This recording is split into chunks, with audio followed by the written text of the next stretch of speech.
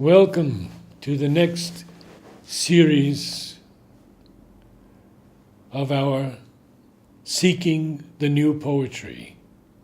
Today, Poems by Arjava, Part 3. Lift the Stone.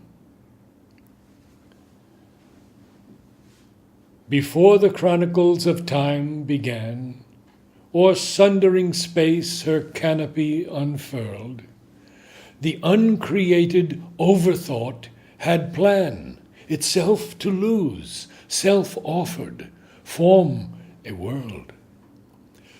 Smooth as untrodden snow the gleaming host, fraught with all history, ringed by opal peaks, shone through eternity's rays innermost, on all symbolic forms that intermix, silence of heaven with lisping speech. God takes his very substance that from beauty came. Then, with world-urging power, he freely breaks the bread that builds the fabric of his name. 7 great realms the fragments make, and we, in meanest dust, may touch divinity.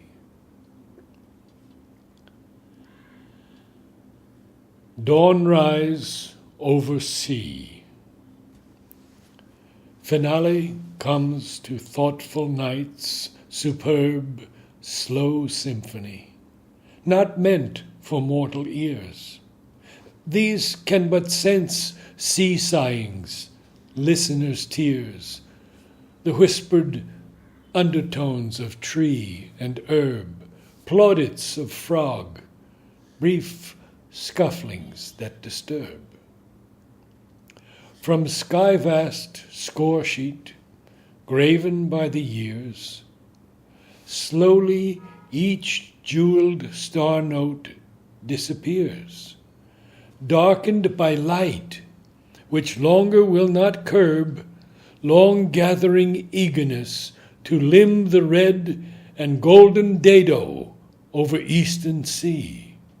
Then, heralding noon's opening far ahead, peeps up at crimson tip of peony. Young day, a well-knit youth, swings up the skies, known by soft voice, slow smile, and level eyes. Star Vigil. Far faded moon has sought new life in death. Tier above tier the myriad worshippers their vigil keep, and each one burnisheth to brighter gold his spear tip, nor incurs a sloven's name, as one whose nature stirs when beauty is presented to the sense, yet breeds no deep response, no messengers to bring fresh thoughts in absent love's defense.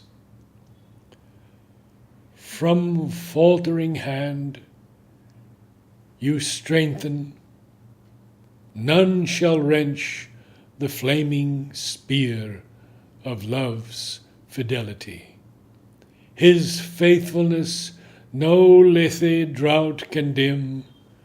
The hungry years will vainly strive to quench star-kindled hope within the heart of him who holds faint echoes of your mystery.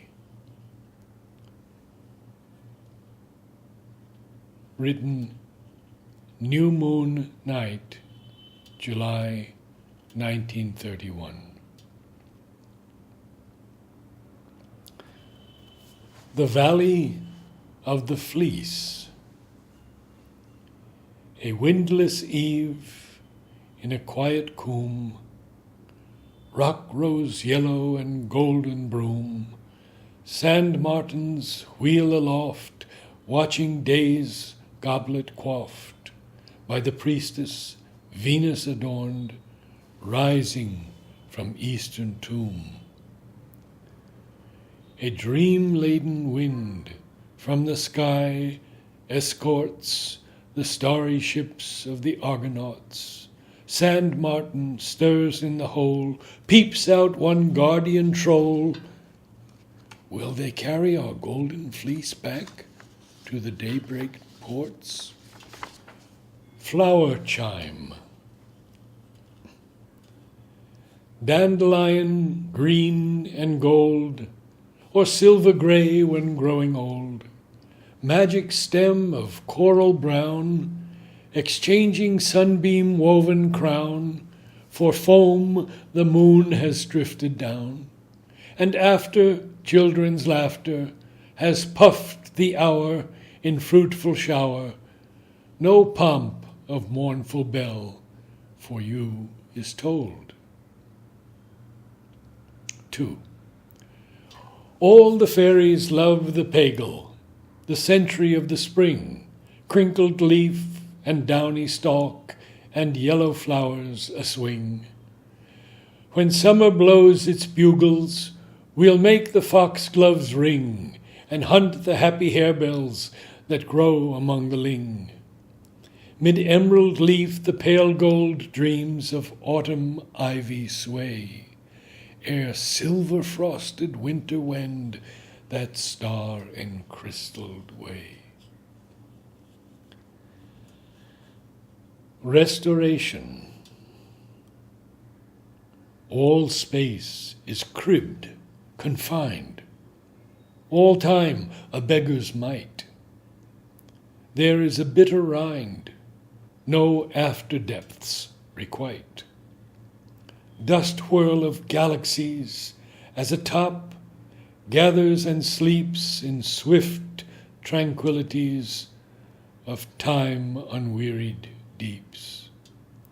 Error to Eden came, drew from Eve's mouth sweetness that changed to grame and lonely drouth, and with rinded hardness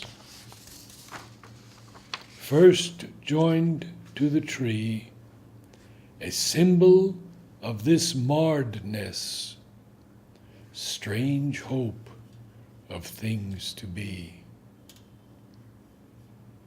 February 11th, 1933. Derivation.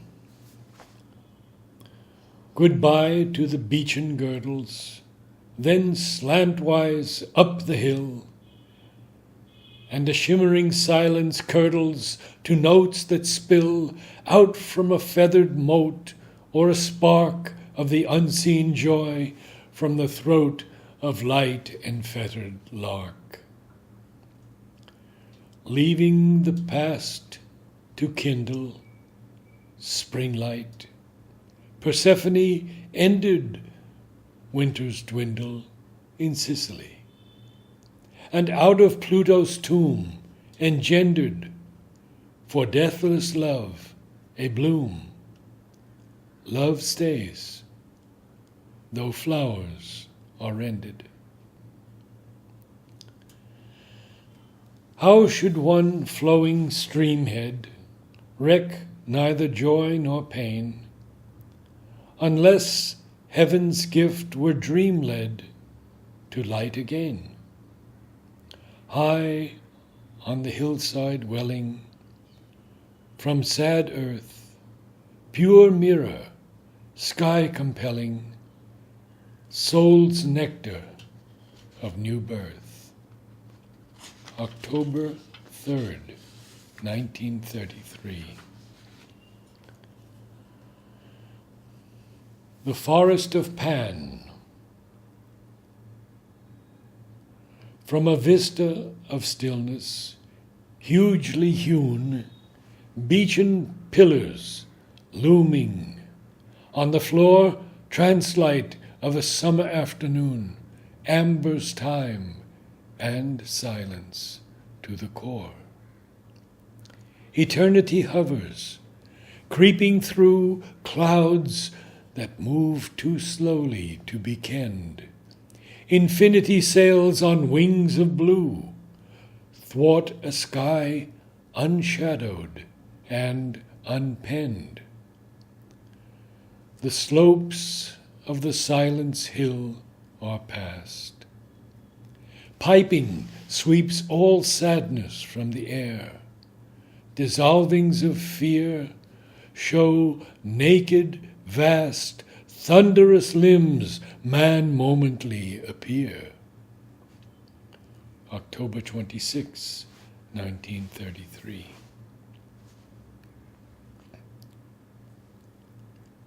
In the cycle of a day, the wide, sable expanse of infinite skies, from north to south is unfurled by giant hands, and a new moon is cradled in swaddling bands somewhere beyond, and the winds hush in surprise. As a flight of gray, murmuring birds aswim on a mirror of sky, darkness unharshens.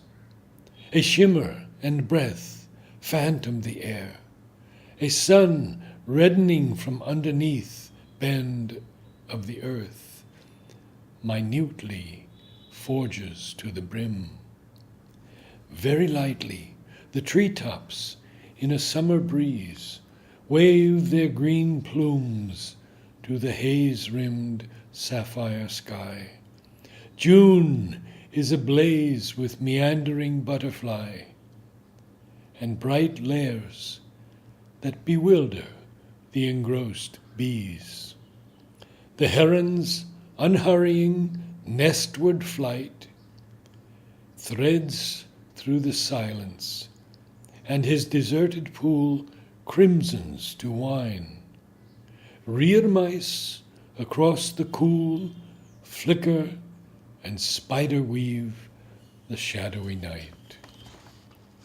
November 20th, 1933. Envoy.